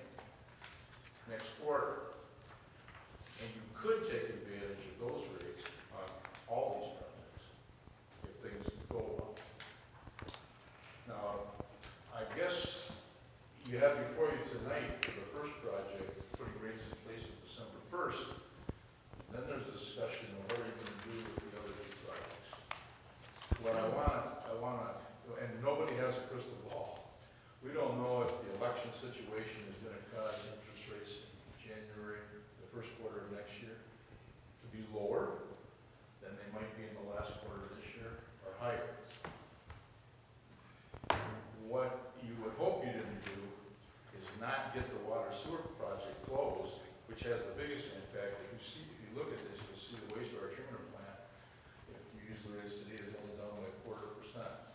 The other ones are down by 1% and 7/8%. What you wouldn't want to do, I guess, or I wouldn't think people would want to do, would be to assume that you're not going to try to close the loan on the water sewer project by the end of the year, and then find out that between the last quarter of this year and the first quarter of next year, a jump. Can't we come back on, the project number 2 and see what the rates are? Well, we have, in order to move along towards loan closing, we have to bid these projects. And the resolution that sets the date for the rate increase is the piece of paper we need to do that. Now, you don't even have the piece of paper in front of you for the other two projects. But if we don't bid the projects, we may not be able to close and take advantage of whatever rates are in effect for the last quarter of this year. So you can always, if you, and I'm looking ahead a little bit, I don't know what you're intending to do with the one you have in front of you. I would hope that you pass that, so that we could get the wastewater treatment plant bid. But as far as the other projects, I would like to suggest what you consider doing at your next meeting is passing a resolution that puts those rates in effect at the end of the year. If you don't, what I'm afraid of, if you say March 1st or February or something that's in the first quarter of next year, and you have the opportunity to close it this year in the last quarter, RD may not let you move it up. I don't know that. If you said, for example, if you get to November after the election, and somebody's thinking that rates are going to jump the next quarter, and things work out well, and you're in a position to close the loan before the end of the year, and RD says, no, we're not going to close the loan because you aren't going to raise your rates till February. You said in the resolution you passed, they may not let you go back and reconsider that. I don't know that answer. We could ask that. You can always put off closing if you want to get a better rate. You may not be able to change when the new rate goes in effect, but if you're sitting there and we're able to close this thing in December, and the indication is that rates are going to take another drop next quarter, or the first quarter next year, you could put the closing on. You could say, we don't want to close the loan until next quarter. And you might get a better rate than the last quarter of this year. The problem is that none of us have a crystal ball to look and see what's going to happen. Now, after, sometime in September, we're going to probably know what the next quarter looks like. And sometime after the election, as we get later in the year, I think we're going to have an idea what's going to happen in the first quarter of next year. But we're not going to make any progress in giving you that flexibility if we can't bid these projects. So somehow, we have to get the resolutions done, whatever date we think is the best, so that we can get the show on the road here. And I think by your next meeting, we're going to be in a position where that piece of paper will be the last thing we have to do for those, just like this piece of paper is the last thing we have to do for the wastewater treatment plant. So you're saying we have to bid it out before we're gonna know what rate we're gonna pay? By rate, you mean interest rate or rate to the people? No, interest rate. Yeah, you won't know. It's not going to be higher than the ones that were here. It's probably going to be lower. I don't see those rates going back up to what. But we have to bid it out before we know what rate we're gonna get? Yes, because the rate you're going to get is when you close the loan, and you can't close the loan until after we get through the whole bidding package on work contracts and do all that sort of stuff. So you're not going to know the rate that you're going to end up with. That's right, you're not, until we close the loan. Now, you could hope that we close loans by the end of December, and we could have issues when we take bids over budget or whatever, and try as we might, we won't even be able to do it if we wanted to. It may spill over into next year. If the wastewater treatment plant comes in over budget, and the water sewer project comes in on budget, that one might move fast and be able to be closed sooner. We just won't know those situations. But if we don't get these projects to bid, we won't work towards, there won't So the projects might not move on, but the rate increase, the people are gonna see the rate increase no matter what. What's gonna happen is you're gonna have to put the rates in effect that were calculated based on the interest rate you got when the funding was committed. But if you close, for example, if you were to close the loan with these interest rates that are in effect now, you could in effect, after the loan is closed, you're going forward, your bond payments are gonna be less. You could reduce those rates that you raised in this scenario between water and sewer by approximately $2.25 a month. So I think that unless something really strange happens, you're gonna end up with lower interest rates than what you had when they obligated the money. So I think that there's a good chance that the ratepayers are gonna save either way. It's just a question of between the last quarter of this year and the first quarter of next year, which ones are gonna be the best deal. And I really don't know, and nobody knows right now. I think it's important that you make the decisions of what date you want to put in the resolutions so that we can get going and get authorized to bid the projects and start that whole process going. Bruce, I was talking to Ray today, and, you know, I know we don't have a choice, pretty much we don't have a choice here. We gotta have an increase so we can bid the project and keep the project on task.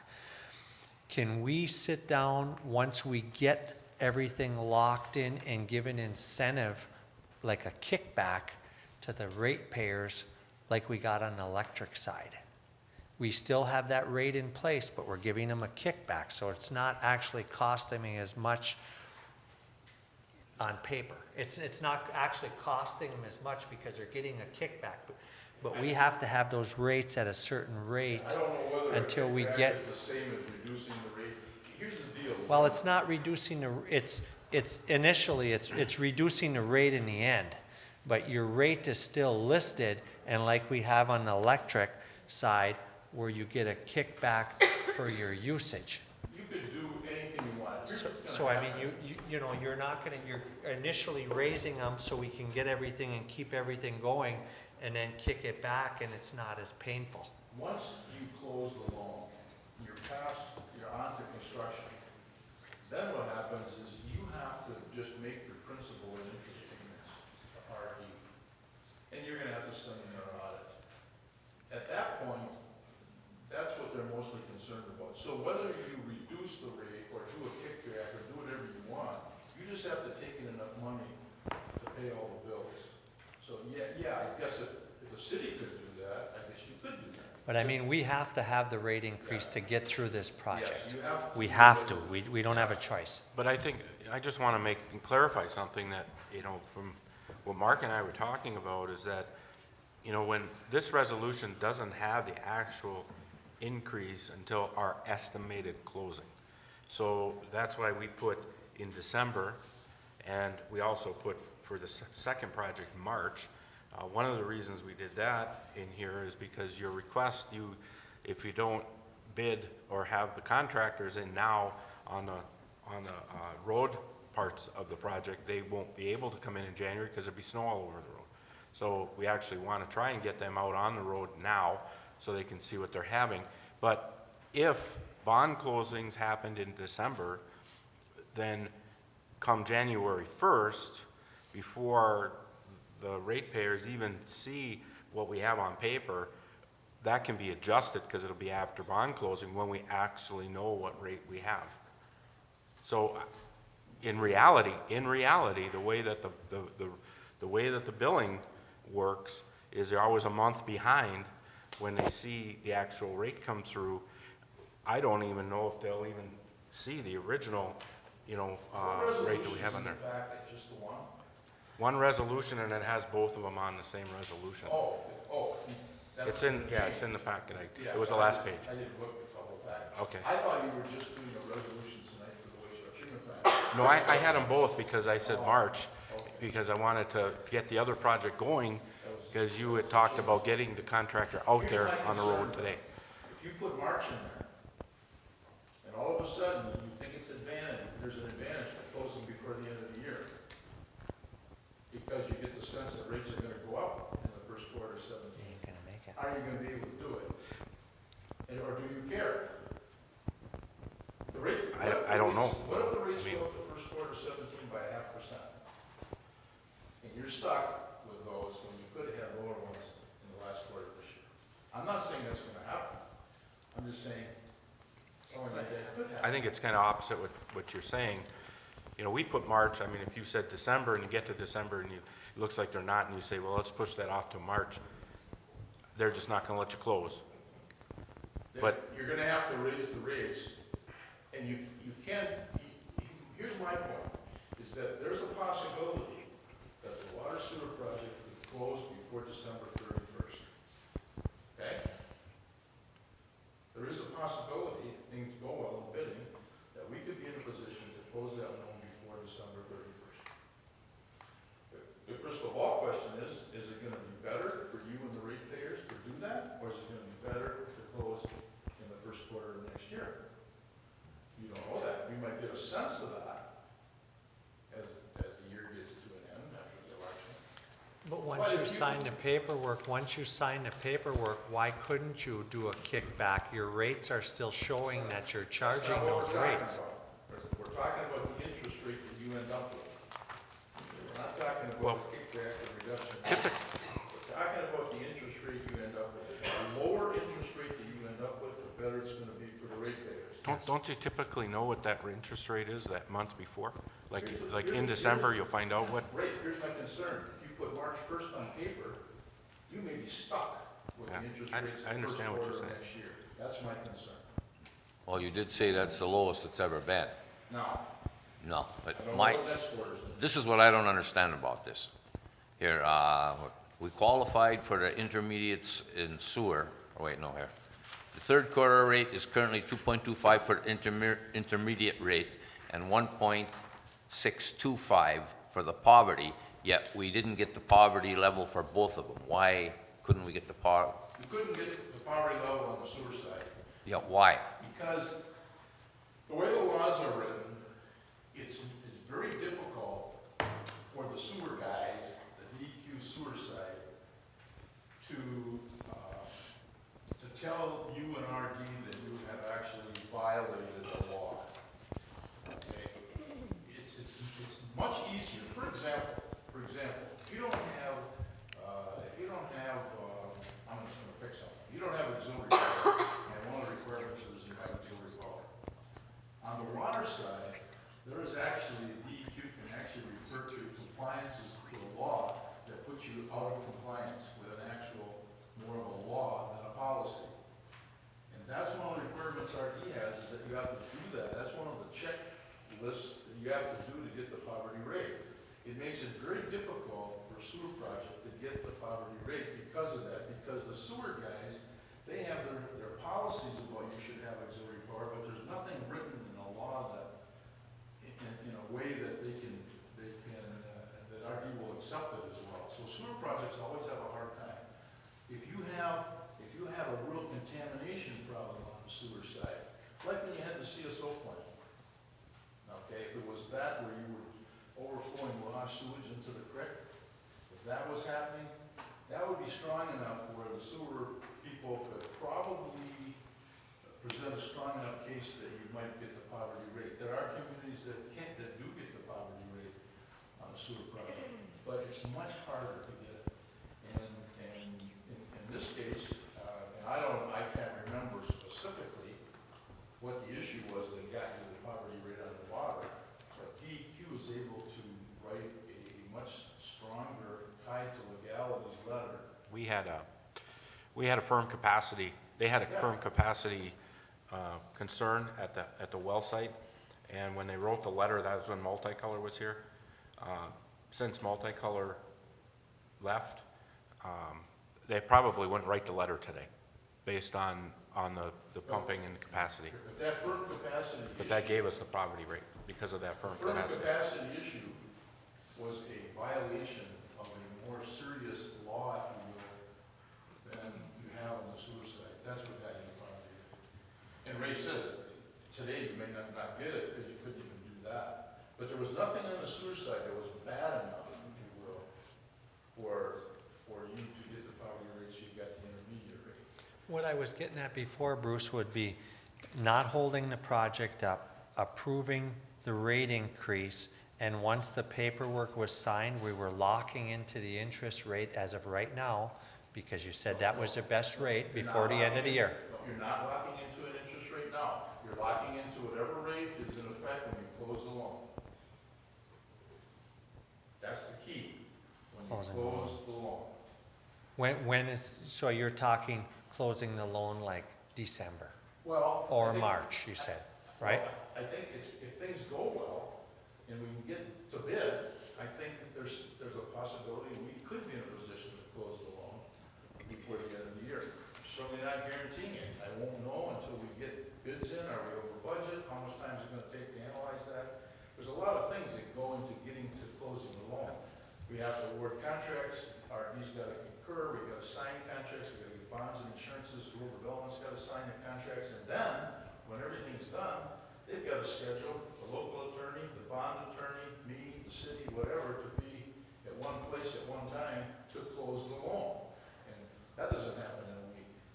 Well, what I was So- getting at, it was the, once you close the loan, you would be paying the higher rate until the loan was closed. If you opted to close the loan by December, and it did take place, then initiate the incentive program Yes, to that- drop it down. that's You would fine. have everything closed. That's fine. I'll repeat what I said before. Okay, what I'm concerned about is that you put a date for raising the rates of March 1st. We're able to close the loan in December, but we can't.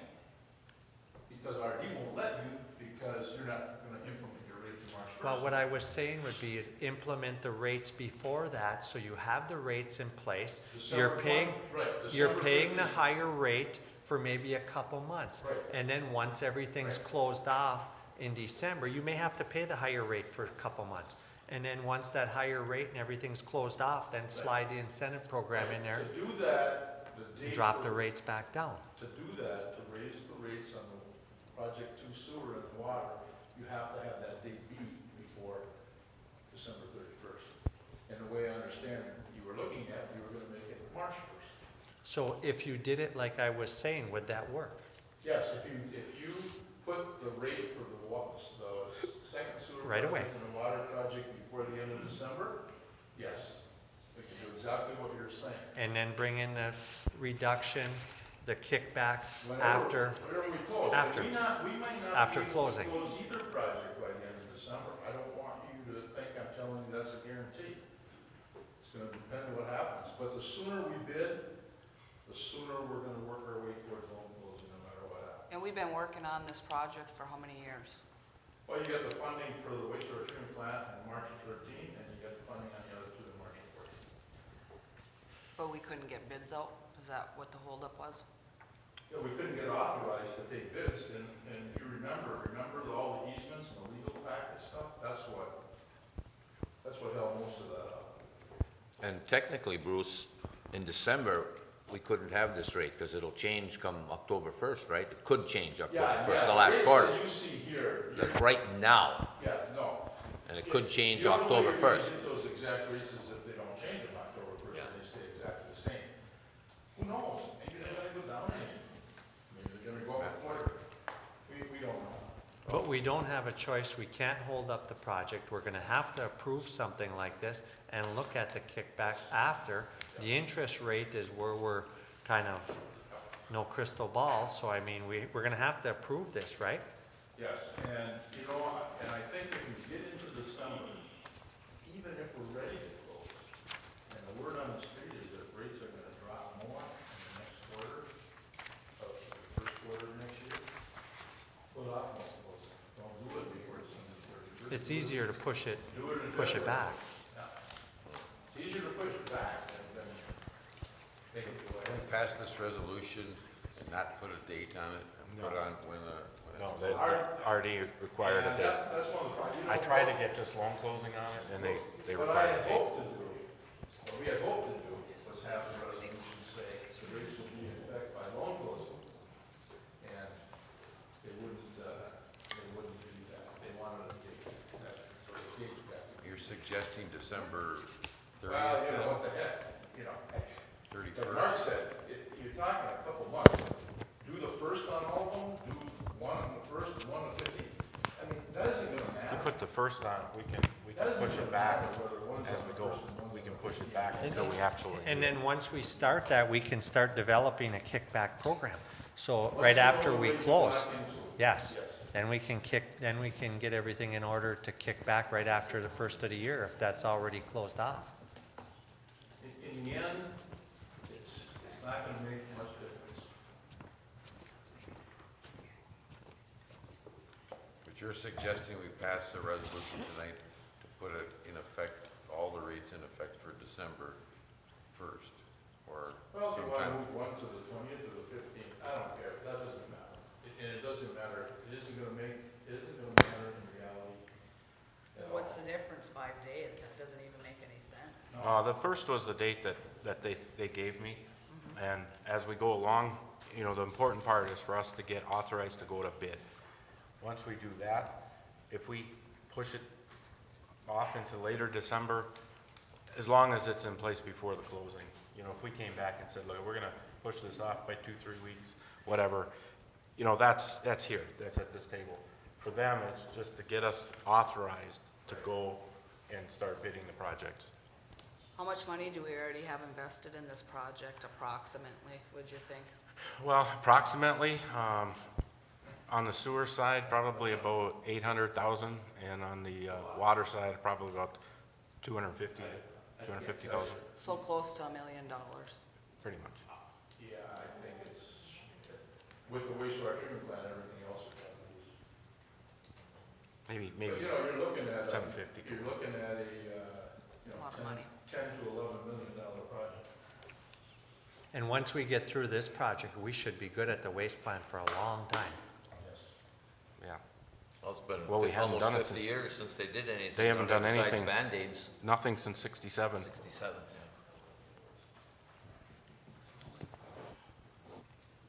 Once again, I'll ask, you want a resolution with December 1st on, Yeah, for all projects? that would probably be best.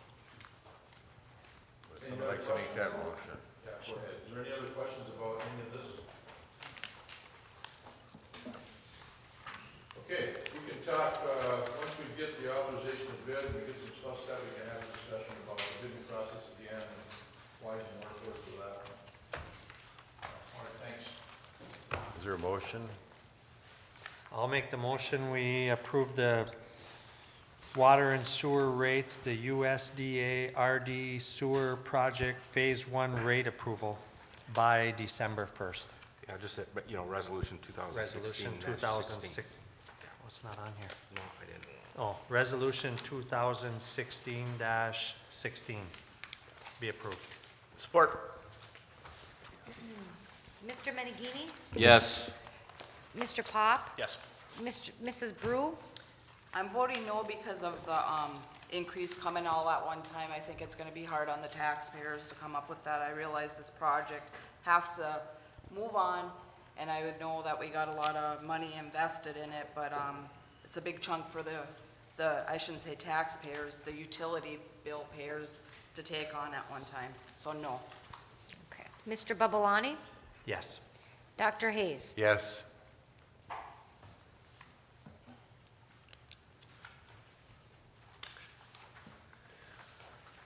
I guess that concludes our business unless we have any other matters for discussion. Doing the resolutions for the other two projects? They're all on the same one.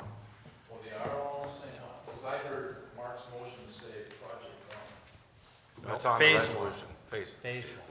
With the resolution, he passed resolution 2016-16, which has them all on the same It's one. the whole works. Okay, so phase one and phase two. Okay, just be clear.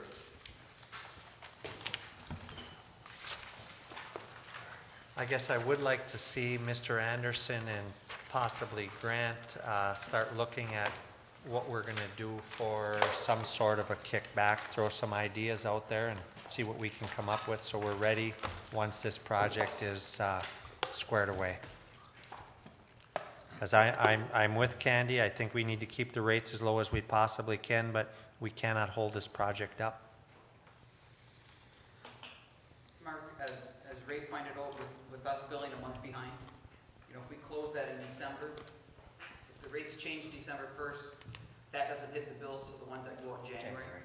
So once we close and we rerun those numbers, and you have another meeting, then we can adjust those rates accordingly, once we know what our bond payments are. So we technically could say December 1st, but by the time those bills go out, we could adjust that rate. What I'm hoping though is to get some sort of a game plan on how we're gonna list that on the bills, or what we're gonna do. Well, I think we could actually, and correct me if I'm wrong, Bruce, is actually lower the rate back down. We can lower the rate back down? Yeah, I think that's what's gonna end up happening, actually. Okay. And actually, we can do it. It seems like a simpler way. Yeah, I just think that we need to keep focused on that and how we're gonna take care of that. Once you close the loan and you have new principal and interest payments, Mary just does the math and she has a new cash flow. And we can bring the rate down wherever we have to have it. And we can still say it's Reduction. effective December 1st, because Yes. the bills haven't gone out yet for that month. Okay. So it won't be as painful as we're thinking, possibly. If the interest rates stay where we think they're going to. Anybody in the audience like to address the council? Please come to the podium, state your name and address for the record. Well, that sewer, I wasn't gonna mention it, but it's been a sore spot with me since before it went through Belgiumtown. I'm Rosemary Schultz from Belgiumtown. We asked the city if the sewers were ever gonna come through Belgiumtown when we were doing our remodeling and stuff. They said never, because it'd have to have a lift station, and that would be too expensive, there's not enough people there. So we put in an expensive system that would last us our lifetime, hopefully. So we put a lot of money in. A year later, our neighbor could put in a dry well. A year later, here comes city sewer. Well, another thing that ticked me off is the tax assessor came with his clipboard, and he said, we misjudged the footage in Belgiumtown, so we're gonna have to charge you an extra 8 feet. Your lot is bigger in the back than in the front. So I said, well, my neighbor's is smaller in the back and bigger in the front. Are they gonna get a deduction then? He said, no, Mrs. Schultz. And he gets his clipboard and he said, have you done any work in your basement? I said, no, go look for yourself. But that was kind of like a little threat. So I paid the 8 feet because it's cheaper than getting a lawyer. But if it was today, it'd be a different story. Okay, I want to bring up that Strawberry Lake, the path is very uneven, hard to walk on. Right now, I'm recovering from back surgery, so my balance is bad. Half the trail is real bad, and it needs brushing. We Energy. How much cheaper is Norway than We Energy at this point? At the last meeting, Mr. Anderson stated it was 40% less. Really? I have a We Energy bill. Yeah, you I can't- did some homework. Yeah, you can't use that because what we do is, we have a cost adjustment clause that actually lowers our rate during the course of the year. They have adjustments that raise their rate. What we do is we use we're a year behind on our valuation, but we use actual numbers. So the actual numbers in 2015 is 38%. Okay, because I came up with less than 10, and I had Right, but that's- a tech engineer look at my math. Yeah, but the engineer doesn't know, he doesn't know what Why our, does it have to be so difficult? because they use adjustments after. They don't tell you what their adjustments are. They use them after. Our adjustments are the water. When we know what kind of water we have, then we adjust it down. You haven't paid your rate, the published rate, for, I don't know how many years, Mary? I mean, I think in the last 3 years, it's been higher than the rate one time. Yeah. It's usually a penny reduction on the rate that we, Well, going by my monthly bill and their monthly bill, it's about 10%. Okay, so I looked up some city manager things in the state of Michigan. The average wage is $44,154 to $66,231. Starting is $36,362 to $54,544. The top yearly is anywhere from $51,946 to $77,919. Now that's just off the internet. I don't know what years they're going by. I don't know what our manager is actually making. I believe if somebody had it posted in a concession stand out at the ballpark, that a few years back, he was already in the 80,000 bracket. I could be wrong. So I looked up city manager in Lansing,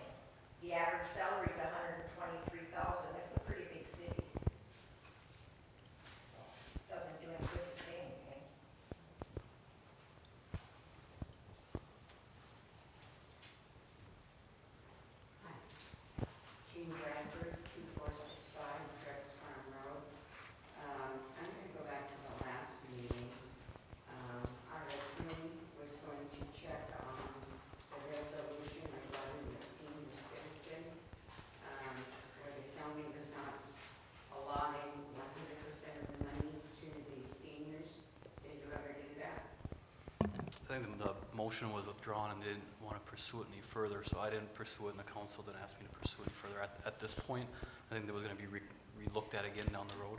So no, I haven't looked at it at this point. Okay. Well, when that was brought up, what came to my mind was we paid the millage for road repair. What has happened with that money? That was based on a bond issue. That was based on a 10-year bond issue for monies that came in for projects that we had around, based on this side of town. Voted to increase Correct, a certain for a bond percent issue. to repair the roads? No, not every year. It was based on $1 million bond issue. Maybe So we're we put the talking money. about two different things. You're talking about the road millage, right? Correct. And Correct. it was like 2%. Right, that was based on a bond issue for road bonds. So we brought in money. Did that change from the original voting? Well, it went down from the original. I mean, it's based on, well, how many more years? We don't have many more on that, do we? Nowhere we pay it on our taxes. No, I understand, but I think that's coming up in, We can only levy enough on your tax bill to make that year's payment on the bond issue. We borrowed the money up front and did some projects, and we're paying that back over 10 years. 10 years, I think it was, yeah. So what was improved? I mean, we moved here in 2002, and that was the day it came about. You got the list of the projects that Mike We did Street- a lot of the work. It was for matching, because we had grants for a number of projects for this side, basically the side of north of US 2. You know, Saginaw,